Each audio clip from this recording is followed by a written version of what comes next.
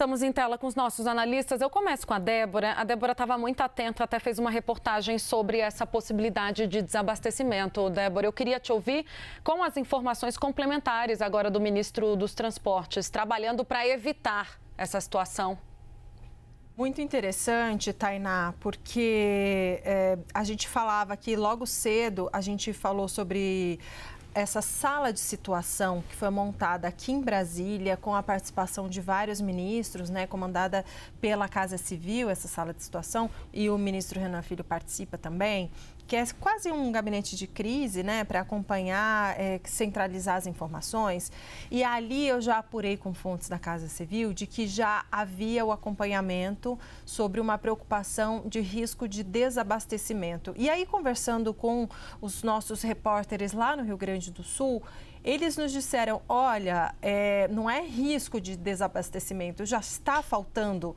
Os supermercados já estão com as prateleiras mais esvaziadas. Então, aqui eles estão acompanhando o risco de desabastecimento. Lá no Rio Grande do Sul, isso já é uma realidade em algumas cidades. E por que no momento? Porque não consegue, os alimentos não chegam, o transporte não chega. Então, a gente, falando sobre desabastecimento, a gente está falando de água, alimentação, medicamentos, suprimentos hospitalares, combustível, porque havia, pelo menos até o início da tarde, ao menos 155 pontos de interrupção, ou seja, com rodovias federais, estaduais, estradas vicinais bloqueadas, e aí, aquele caminhão que vai levar, né, lá, que vai levar da distribuidora para o supermercado, não consegue passar, ninguém consegue chegar.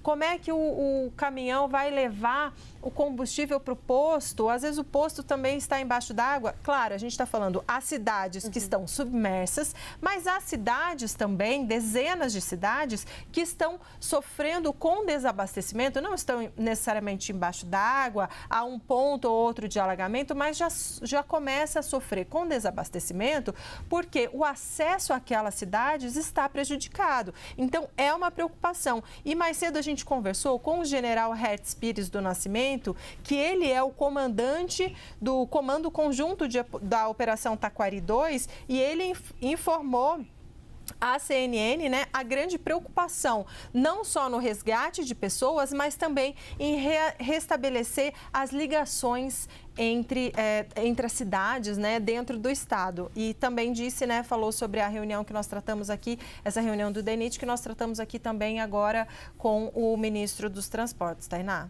Eu quero também ouvir a análise do Pedro Duran sobre as falas do ministro do Transporte. A pergunta objetiva que o Pedro Duran fez traz um pouco mais de tranquilidade, né, à população, Pedro, mas ainda assim é fotografia, né?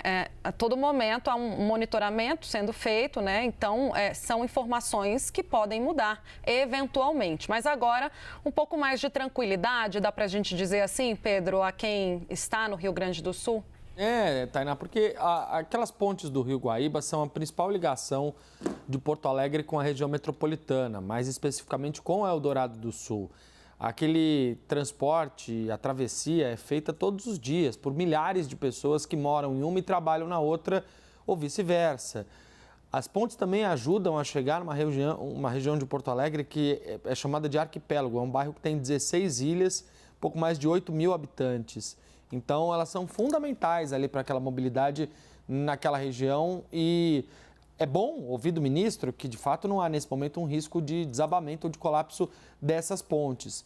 Mas se não houvesse nenhum risco, eles também não estariam fazendo manobras de embarcações e interditando a ponte justamente para evitar qualquer tipo de impacto. Pelo menos, ao que tudo indica, eles conseguiram estabilizar essa questão agora. Mas ainda assim, Tainá, preocupa muito o fato de a gente ter tido ontem mesmo, à noite, os portões que servem como comportas para manter o Rio Guaíba num nível mais adequado e que ficam justamente ao longo da margem do rio, muito perto dessas pontes, eles foram chumbados no ferro, né? E hoje eles envergaram com a força da água. Então você imagina a violência de uma corrente de água que é capaz de envergar um portão de ferro chumbado. É disso que a gente está falando. E é essa água que está entrando, invadindo os bairros de Porto Alegre, especialmente o centro histórico, que fica próximo do aeroporto Salgado Filho. É bom que se diga que o aeroporto está funcionando normalmente, mas o governador Eduardo Leite disse agora há pouco que gostaria que as pessoas evitassem o aeroporto, seja para pousos ou decolagens, porque o acesso ao aeroporto já começa a ficar complicado. Então, a gente não está falando mais de uma cidade que fica próxima a uma barragem no interior de um estado com 3, 4 mil habitantes. A gente está falando do centro histórico da capital gaúcha, uma das cidades mais ricas do Brasil. Então, de fato, esse impacto ele tem, obviamente, o primeiro fator, que é o fator social, né, de fato tirar a vida de pessoas e deixar outras tantas desaparecidas, mais outras tantas feridas, mas tem também um impacto econômico. Cidades que são importantíssimas para a economia do Rio Grande do Sul, como Caxias do Sul, e foi completamente invadida pela água. Outras cidades turísticas, como Canela, Gramado, Bento Gonçalves, também tiveram chuvas de recordes da história. Então, depois que a gente passar por essa fase mais drástica e dramática, que é a fase de tentar salvar vidas e buscar desaparecidos, que pelo menos até domingo vai continuar, já que essa é a previsão de chuvas, a gente vai começar uma segunda fase que também é dolorosa, uma fase de luto e de contar as perdas, para aí começar a pensar na reconstrução dessas cidades que foram afetadas pelas chuvas. Então, eu prevejo que os próximos dias, se não as próximas semanas, não vão ser nada fáceis no Rio Grande do Sul, Tainá.